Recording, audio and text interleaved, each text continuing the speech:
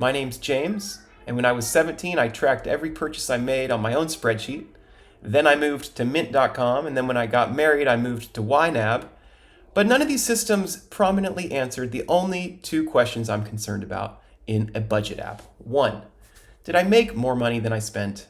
And two, did I spend that money on things that are important to me? A year and a half ago, I set out to build such a system for myself, and 2 weeks ago, I quit my job so that I could work on it full time and share it with you. Let's go check it out. The first question that I want to answer is simply, how much money do I make? That's the starting point of any budget system. So once I've confirmed my email, I go to my plan tab and I add an income source. So this is my paycheck. Let's pretend I get paid $3,400 on the 1st and 15th of the month. Boom. Now I know $81,000 is how much I earn. The second question is, how much should be set aside for fixed expenses? As you can see, now I'm adding those. Rent once a month, student loans, $250 every month. This next one, car insurance, is every 6 months. So watch how I do that. I just select every 6 months the same way I would do a repeating event on a calendar. Once I add that, I'll do another one. This is a one-time expense. This does not repeat.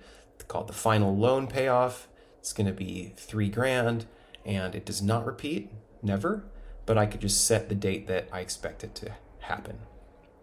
And finally, we all love Netflix, so that is what I will add here. It's getting expensive now, $16.99, and we'll say it repeats on the 22nd. So now I know 41% of my income needs to be set aside for these fixed expenses.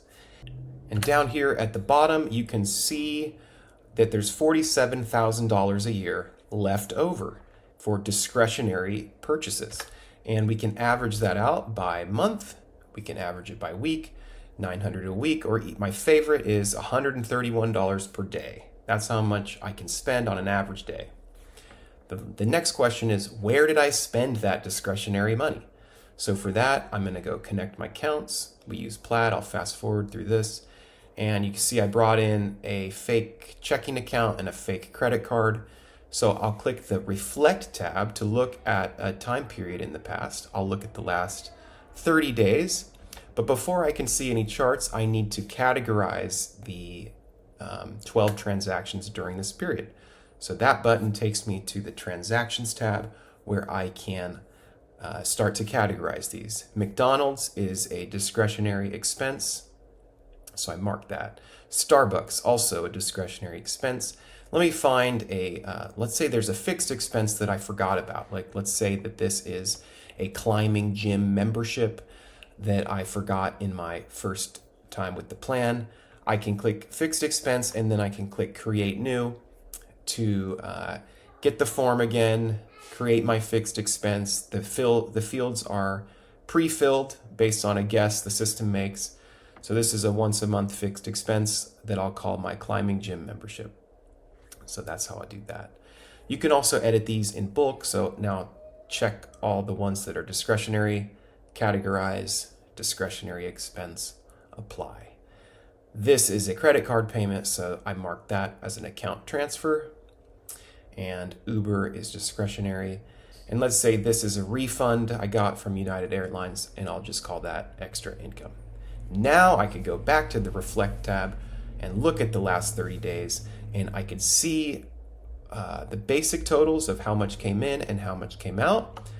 And then I can see a chart of my discretionary spending each day.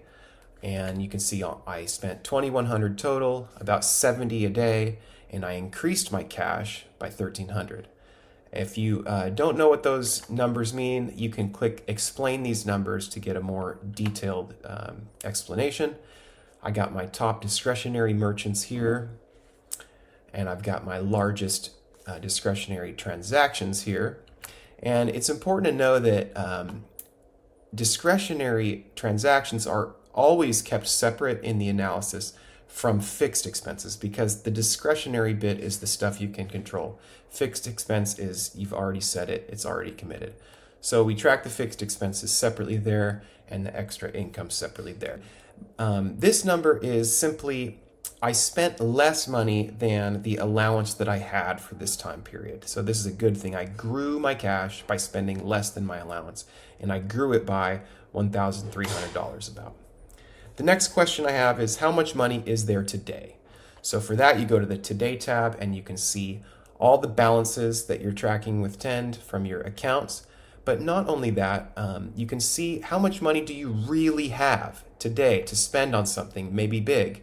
And you look at the cash status for that. So in this instance, I have an $1,800 surplus, and that means I take my total checking account and then I subtract all I owe on my credit cards, and then I subtract a safety buffer, which is just an average of your fixed expenses for 1 month. That's how it's set by default, but you will be able to configure that. So once I subtract all those, I see that I have an $1,800 surplus. Now let's pretend my checking account was not $5,000. Let's pretend it was $2,000. In that case, I would see this message that says, you don't have enough to fill your buffer. In fact, you need $1,100 more in your checking to fill your buffer. And if I took my balance even lower so that I couldn't pay off my credit cards, then I would see this message saying I need at least $300 more to pay the credit card off. This is how much I will spend on fixed expenses this month. And this is how, this is showing me the year of how much my fixed expenses will be for the next 12 months. The average is $2,800, as you can see right there. Once again, I got my daily allowance on the Today page, and then I've got my upcoming infrequent payments. These are the things that don't happen every month, the once a year, twice a year. They're usually big, and you want to see those coming from a mile away. Now I'm going to make an album. Let's say you go on a trip. It's called the Grand Canyon trip. And you want to see how much it costs. Well, you go select the transactions that you made on that trip, you add it to the album, and then you can see the total cost of that trip. So you can make as many albums as you'd like. Well, that's it for now. It's an early release, so I've got more features coming, like creating what-if budget plans to simulate a new job or a new living situation, tags on transactions, notes on transactions, documents inside transactions. I've got a lot of other good ideas to improve the Reflect page. So come join me as we organize our finances. Thanks. See you later.